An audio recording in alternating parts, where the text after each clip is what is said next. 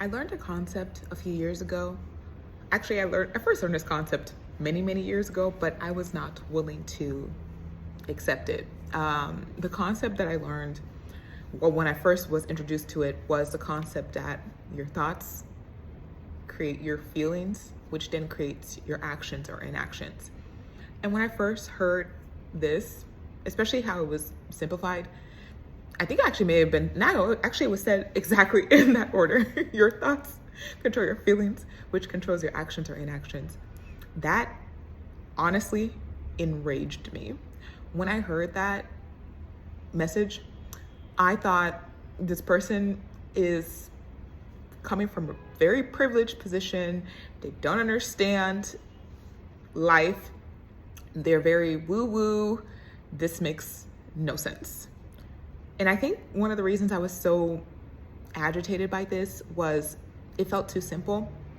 I was agitated by this because I felt like it wasn't put into fact circumstances. And if I'm being very honest, I felt a lot of shame. And another emotion that I realized after some time, after years actually, I'm still in the middle of it, is that this made me so upset because of the shame I was associated with it. Because if our thoughts control our feelings, which then controls our actions or inactions, then that puts the onus of my life mostly on me. And that was a hard pill to swallow, that I had so much agency. I wasn't prepared, I wasn't open, I wasn't ready for that to even be a possibility. I really felt as though, well, the circumstances are what makes people do what they do, and there's right and wrong, there's black and white thinking. I really embodied black and white thinking, and I still do have that. I'm working towards living in the gray, as they say. Just even think about the circumstance of, let's just use something common, a cheating spouse or a cheating partner, right? That's a circumstance. And if everybody had the same thoughts about that, then everybody would have the same actions, outcomes based on the event, the circumstance. However, partner cheating, people have many different thoughts on that, a gamut of thoughts on that, and then thus a gamut of actions or inactions that occur after that event. It's dependent on the individual, and it's what they think they can do or cannot do, and that becomes their reality. And that applies to a lot of things, all of life actually. And there are many life circumstances that quite frankly suck, that I don't think people should have to experience. For example, losing a loved one to cancer. That is one of the cruelest things, I think, for humanity. One of the cruelest things. There's many different things that people can put into the different categories, but for me, I would say that heart-wrenching, gut-wrenching, very challenges you in ways that feels cruel. Yeah, cruel is the only word that I can put towards having to experience something like that. And I'm pretty sure people could probably come up with 1,000,001 circumstances that they would also put into the cruel category. And also, when that happens, you don't really have any control over that. You don't have any control over that. You do not. Sometimes medication works, sometimes it doesn't. Sometimes treatment works, sometimes it doesn't. Sometimes things come back. That's to say, the thing that we should have, that most people have control over, because there are mental limitations that hijack your brain and hijack your thoughts. There's definitely that. That would need aids such as medication, therapy, other tools to help you get better control of your thoughts. It's a hard pill to swallow. Like, I still go back to drawing board. I'm like, really? And then, yeah, really. What you think you will become, people saying that are not just saying shit, which I did feel like for the longest time. I'm like, you all are so annoying.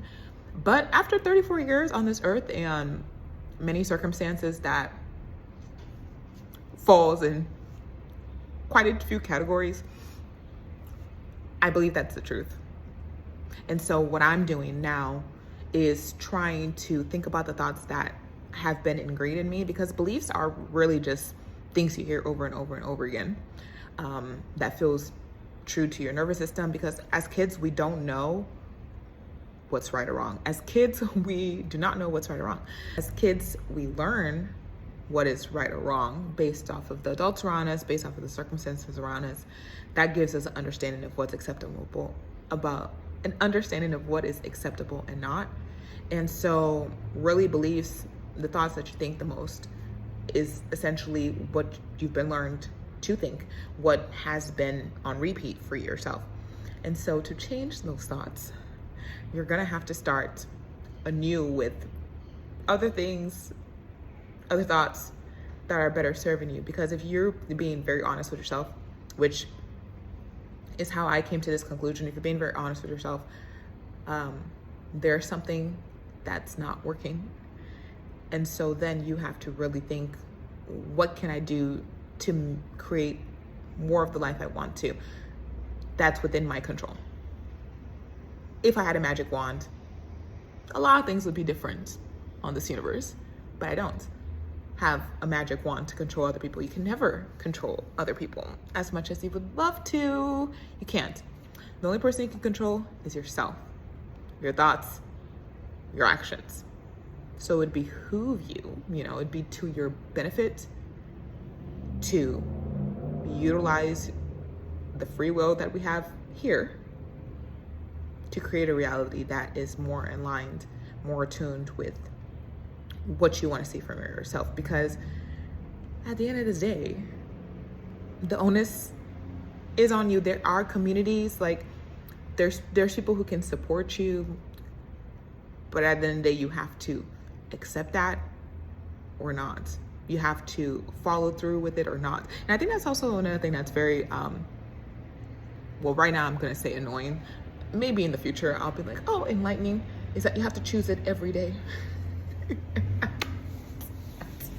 Is that it's a continuous process. It's not one or done. And for somebody who likes efficiency, who likes one and done, that is also another pill, another concept I'm trying to accept. But anywho, all that to say, thoughts, feelings, actions or inactions. I would implore you, I would encourage you to consider how you can impact your thoughts. I know you could do it. All you gotta do is put your mind to it.